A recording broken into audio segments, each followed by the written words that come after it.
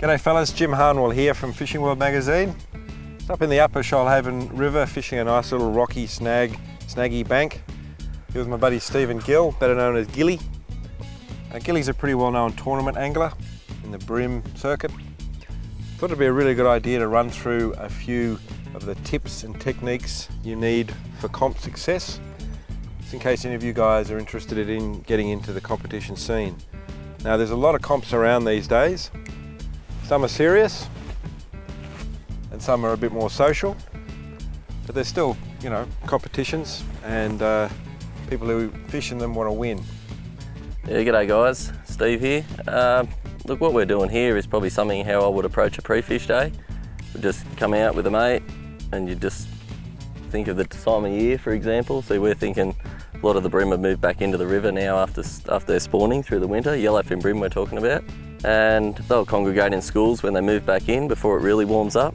They spread out. So what we're doing is approaching it with a hard body approach in close. Jim's just bumping a deep lure down onto deep crankbait, down onto the rocks there. And I'm just fishing a blade bait out further, just on the drop off here, which is probably about the 10-12 foot mark.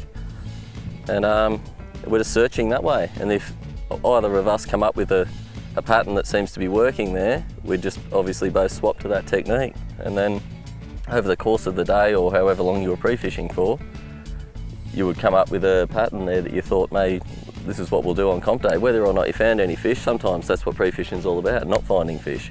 Because you know we're not together on the comp, which that seems funny, but that is one way that I use to approach it. It's not a total loss by not catching fish. Just say when you're doing this pre-fish, mate, because a lot of people mightn't understand what a pre-fish is. It's actually a day before the comp, isn't it? Yeah, it can be. Like a lot of tournaments have a pre-fish ban of 2 weeks prior to the tournament, but they'll allow you 1 day, the day before the tournament actually starts. If it's say a 2 or 3 day tournament, you'll get the 1 day before that to actually get out there. You might travel like 2,000 kilometres to get to that tournament. I mean, that's an exaggerated one, but there are people who do that. I mean, I've actually had people on my boat that have flown from WA to the Hawkesbury River here to do a tournament. So, yeah, that's what Jim was getting at, that you have the 1 day before the tournament there to try and work out the system, so to speak, and work out, I mean, it's a pretty hard gig, but it can be done. Now, just say you were pre-fishing and you came across, a really good patch of fish. Yep. And you hooked a good one and got him to the boat. Yep. Do you keep fishing it, or no. do you sort of mark it and go away? Yeah, look, if I know the area well, I might just pull up and get 1 or 2 fish, even 1 bite. I might even flatten the hooks over on a treble so that I know I'm not going to catch the fish, because I know what a bream bite's like. But you still want to know they're there, like as we all know, fish swim. So that you want to know they're in the area, even if you've fished that place for 30 years. Now, if I did find fish, I'd mark where they were, or I'd work out what sort of techniques we were going to have to use to catch them. And I might catch 1 or 2 just to make sure they're biting and that I'm using the right approach. And then, yeah, if Jim said I caught a big one, I'd probably be pretty upset if I caught it on pre-fish day. You'd just like to get a couple of school fish, really. If that happened early in the day, I'd move elsewhere in the system and just find out if there was backup areas, because I might get to that area and they might have moved overnight, or there might be other anglers fishing that area that's going to make it tougher, and you might, especially in a 2 or 3 day tournament, you'll need more than 1 spot. It just depends on the system really there. And I guess you were talking before about searching, which we're trying to do at the moment. You've got a blade on, I've got a hard body on. Yep. I guess being able to quickly adapt, like if they're biting on blades or if they're biting on hard bods, to quickly get out there. That's why you have like 4 or 5 rods rigged up? Yeah, that's correct, Jim. That like I know guys have 10 rods on their boat, which that's probably going over the top. But look, I usually take 4, and I'll keep another one, a 5th one in the rod locker, that maybe just a backup in case one fails. So what lures would you have on those rods? If I'd have worked out that they were on crankbaits, I might have 2 or 3 different ones of those rigged up. I might have a plastic on there, maybe a hidden weight, just for lighter presentations, and I might have a blade on as well.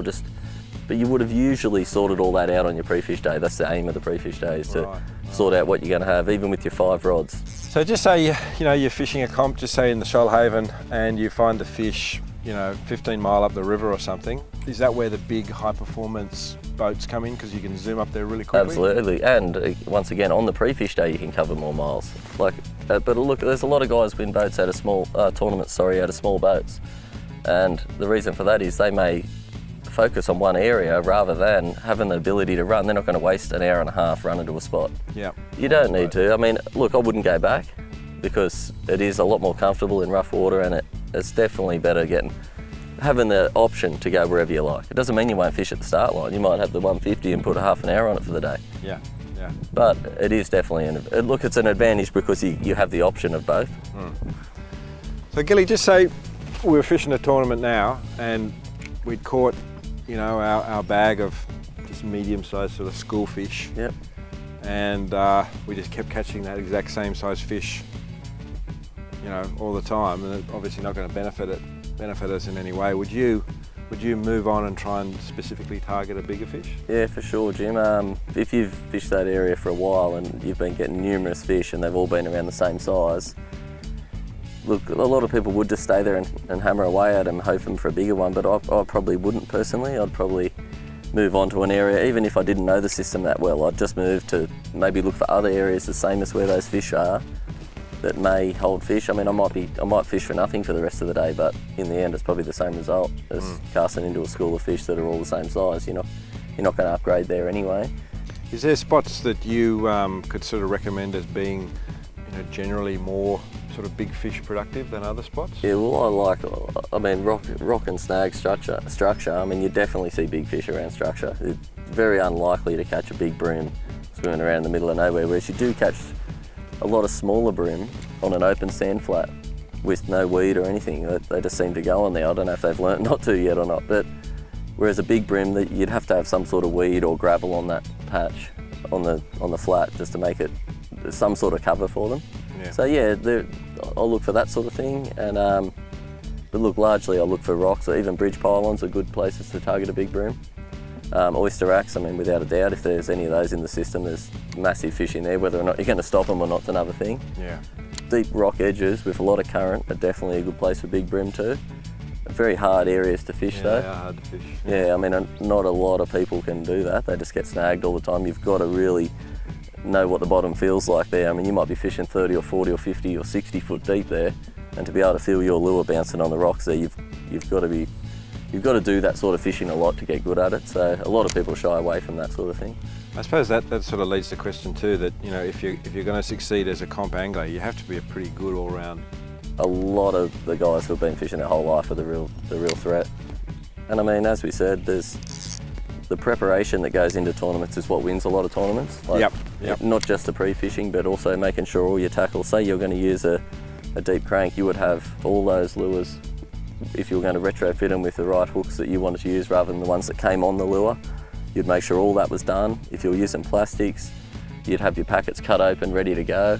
Yeah, look, that's the main thing I think is preparation. Like, a lot of guys just head back after day one, leave the boat there, go down the pub for the night and have a few beers and a feed, and then there's other guys, the real serious guys, will be at home, they'll make sure all their rods have been re-rigged, the boat's fueled up, everything's working, and that way when they get up in the morning they don't have to worry about any of that sort of stuff. They just go out and they know they're ready to roll. So if the fish turn on, they're going to do it, they're going to be the ones. There must be some happy medium though, mate, where you can go and have You've got to have beers. fun. You've got to have, I didn't say I don't have a few beers, Jim. But you do all that stuff first. Like generally I'll get back in the afternoon, fuel the boat up on the way back, make sure it's all ready to go, and then look, you're still ready to have a beer at 4 o'clock. So Sure. Yeah.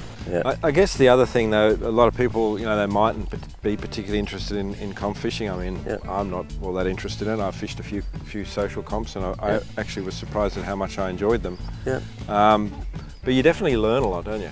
You learn a lot about fishing. Yeah, look, fishing, no matter even if you're not doing the tournaments, it never ends. But yeah, I think more so in the tournaments, because there's so many anglers around you that are willing to help and willing to give out information, and plus you hear what the guys who caught the big fish or the big bags for the day, you hear what they were using.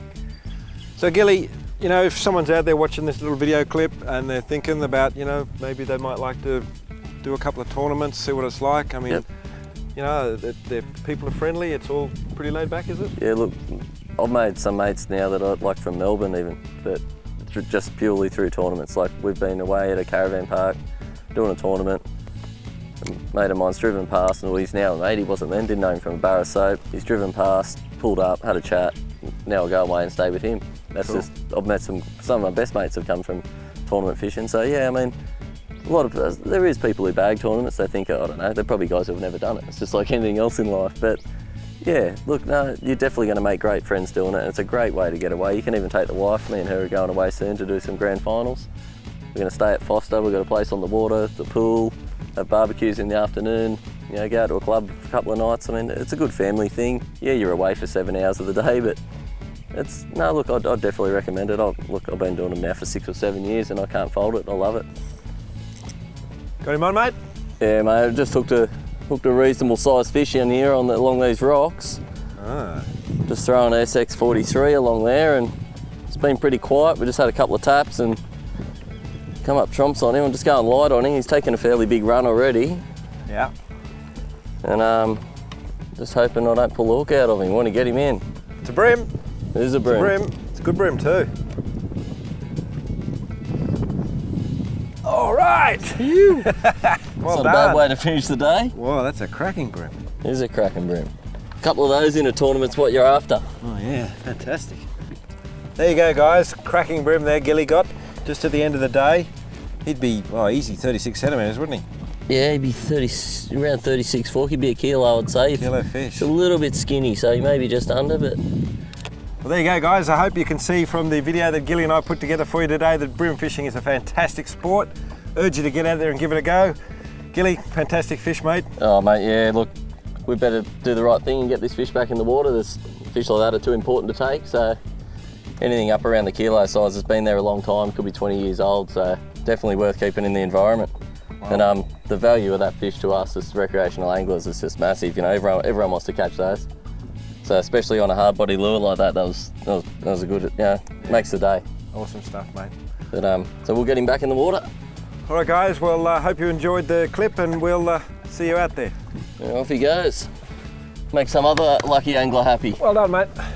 Good stuff.